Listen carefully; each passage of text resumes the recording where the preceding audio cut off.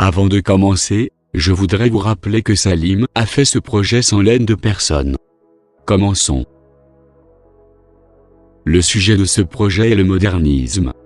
Parlant sur l'arrivée du modernisme en photographie. Paul Strand est né à New York en octobre 1890.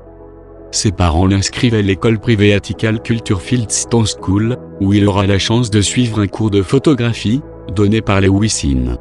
Lors d'un voyage de classe à la galerie de Stieglitz, organisé par les Wissin, le jeune Paul Strand découvrira des artistes comme Julia Margaret Cameron, Frederick H. Evans, Gertrude Cassobier, David Octavius Hill, Edward Steichen, Alfred Stieglitz et Clarence White.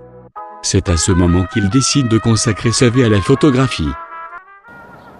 The portrait of a person is one of the most difficult things to do because in order to do it, it means you must almost bring the presence of that person photographed to other people in such a way that they don't have to know that person personally in any way, but they still are confronted with a human being that they won't forget, that the image of whom they will never forget. That's a portrait. Les Wissin ne le formera pas uniquement à la photographie, mais fera de lui un réel humaniste.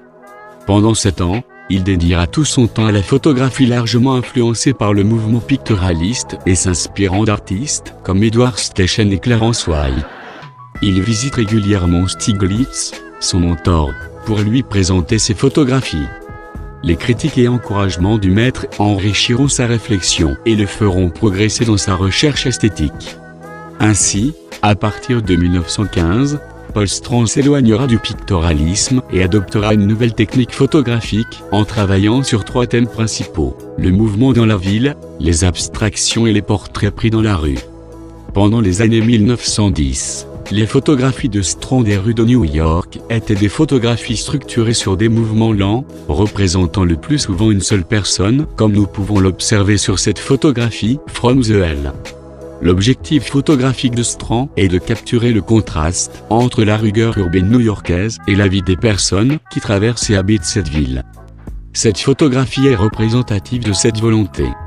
La puissance des structures métalliques et des ombres de la rue contraste avec la petite taille du piéton solitaire, en haut à droite de l'image. Paul Strand est largement influencé par les peintures exposées dans la galerie de Stieglitz, les petites galeries des photosessions, au 291 Fifth Avenue. C'est Alfred Stieglitz qui participera à l'introduction de l'art moderne, en exposant pour la première fois aux États-Unis des artistes comme Rodin, Matisse, Cézanne et Picasso. Cette influence aura la conséquence de déclencher chez Paul Strand une réflexion sur la construction d'une image, la relation entre les formes des objets. Ainsi il apprit à créer de la profondeur et du mouvement dans l'univers compact qu'est la photographie. Peu à peu, Strand abandonne le réel et les formes reconnaissables en les remplaçant par des formes abstraites. Parmi les photographies les plus représentatives de ce travail nous pouvons citer Abstraction, Twin Lake, Connecticut, prise en 1916. Il s'agit de la première photographie de forme abstraite prise intentionnellement. Cette photographie est la vue de la fenêtre de l'appartement familial de Paul Strand. Une vue qu'il a pu observer pendant 24 ans, mais ce n'est qu'en 1917 qu'il voit réellement l'abstraction géométrique de cette photographie et se rend compte que New York est une visible abstraction. Impressionné par le travail de Strand, Stieglitz lui donne l'incroyable opportunité d'exposer dans sa galerie. Plusieurs de ses photos seront publiées dans Camera Work, revue créée par Alfred Stieglitz. Bon, on va se calmer. Tu es qui toi? Sors de mon projet maintenant. Je suis ta mère et maintenant dégage d'ici. Est-ce que tu crois vraiment qu'on s'intéresse à la vie de ce Mongol? Oui mais non. Allez, dégage j'ai dit. Vous avez déjà vu sa femme? Revenons au sujet. La notion de modernisme recouvre un ensemble de mouvements culturels ayant animé les sociétés occidentales de la fin du XIXe siècle et du XXe siècle, dans les domaines de l'art, de l'architecture, de la musique, de la littérature et du catholicisme. Voilà, c'était si simple que ça. Excuse-moi. Quoi? Non rien. Bon. Maintenant on va changer un peu le sujet parce que je commence à avoir mal à la tête. Parlons d'art. La Mona Lisa est une... Illuminati. Quoi? Illuminati. Bon. Illuminati. Illuminati. Illuminati. Je le savais depuis ma naissance. C'est le destin. La Mona Lisa est une Illuminati. Et aujourd'hui, avec les preuves que Salim m'a données, je peux vous convaincre. L'art, en anglais, art, rime avec fart, qui veut dire pète, ou Azka. Les Azka puent.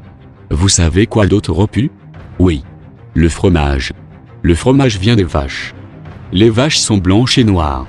Comme Mickey Mouse. Le nom de Mickey Mouse commence par M. Vous savez quoi d'autre commence par la lettre M? Exactement. La Mona Lisa. Coïncidence? Je ne crois pas. Mona Lisa a 8 lettres. Ça prend 8 minutes pour que les rayons du soleil arrivent à notre terre. Soleil. Le soleil est chaud. Chaud en anglais. C'est hot. Hot a 3 lettres. Le mot art a 3 lettres aussi. Maintenant on va faire quelques calculs. 3 plus 3 égale à 6. Six Flags. Six Flags est la montagne russe la plus rapide au monde. Sonic est rapide aussi. Rapide rime avec lapide. Les tombeaux sont souvent faits avec du bois. Les cadres des peintures sont faits avec du bois. Les cadres ont 4 côtés. Illuminati a 3 côtés. 4 moins 3 égale à 1. Illuminati. Un œil. Là. Et un Illuminati. Confirmé. Je suis ta mère.